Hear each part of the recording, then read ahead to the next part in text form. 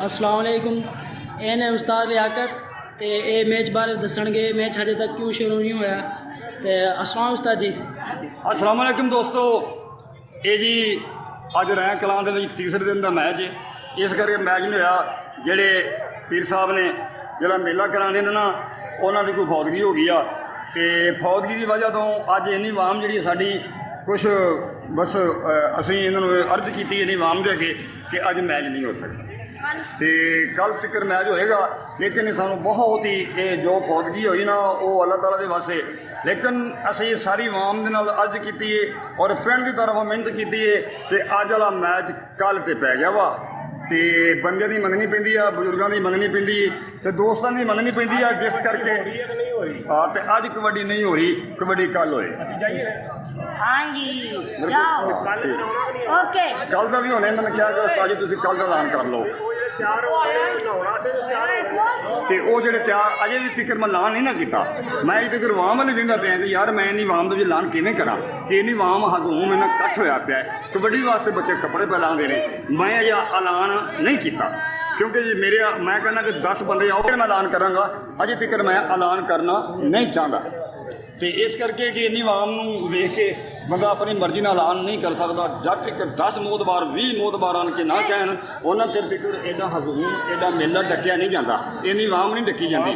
इन्नी वाम अपना शौक करने वास्ते ही है। मौत जिंदगी मालिक के हाथ में जो करता है वो मालिक करता है। लेकिन अज बहुत हजूम इकट्ठा है कि बाबा जी सरकारों के नाम से तो मैं अजे ऐलान किया नहीं। जब तक 10 बंदे ना हो तो फिर मैं ऐलान नहीं करना। बिल्कुल मैं कबड्डर नाल जी ना उन्होंने थोड़ी नहीं अज ला लो औखा काम ठीक हो गया औखा काम नहीं होना। लड्डू किधर चला गया? लड्डू ओए गुज्जर नु चाहिए मैंने बड़ा तगड़ा प्लेयर बुलाया बस ना वो थोड़ा तो लड्डू ओए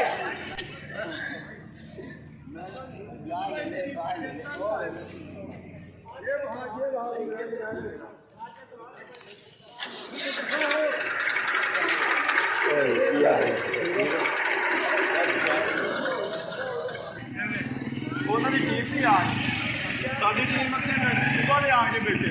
अजे ਤੁਹਾਡੇ ਜਿਹੜੇ ਇੱਥੇ ਆ ਕੇ ਬੈਠੇ ਤਾਂ ਉਹਨਾਂ ਨੇ ਨਹੀਂ ਆਉਣਾ ਇੱਥੇ। ਹਾਂਜੀ ਉਹਨਾਂ ਦੀ ਟੀਮ ਨਹੀਂ ਆ ਮਤਲਬ ਉਹ ਕਹਿੰਦੇ ਤੁਸੀਂ ਜਿੱਤ ਗਏ ਜੀ ਅਸੀਂ ਹਾਰ ਗਏ ਤੁਸੀਂ ਜਾਓ ਕਰ ਲਓ। ਮੈਨੂੰ ਇਹ ਸਮਝ ਨਹੀਂ ਆਉਂਦੀ। अभी ब्रेक लगा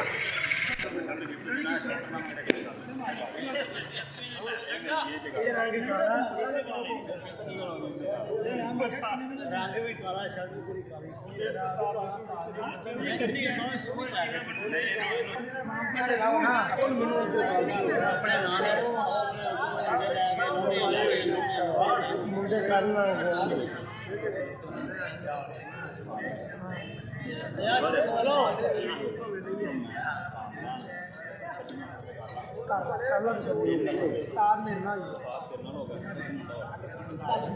जाफी वाले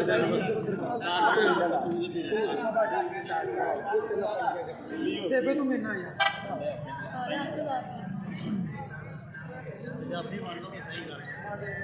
सही चला सही हो कितने तरह जाफी है सही आखिर इधर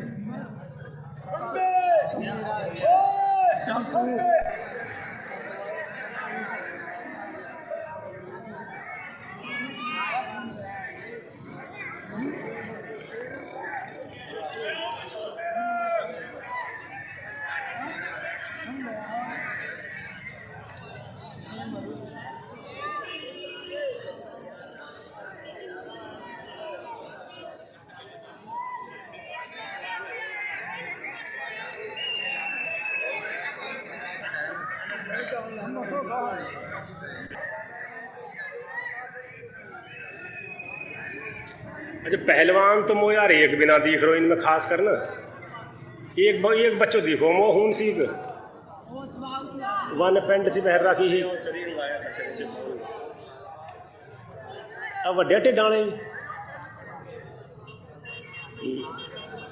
वड्डे ढिड्ड वाला कबड्डर तो नहीं होंदा पहलवान हो सकता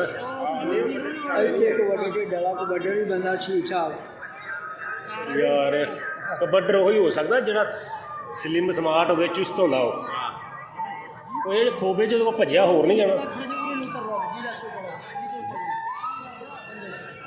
ਇੰਨੇ ਅੱਛਾ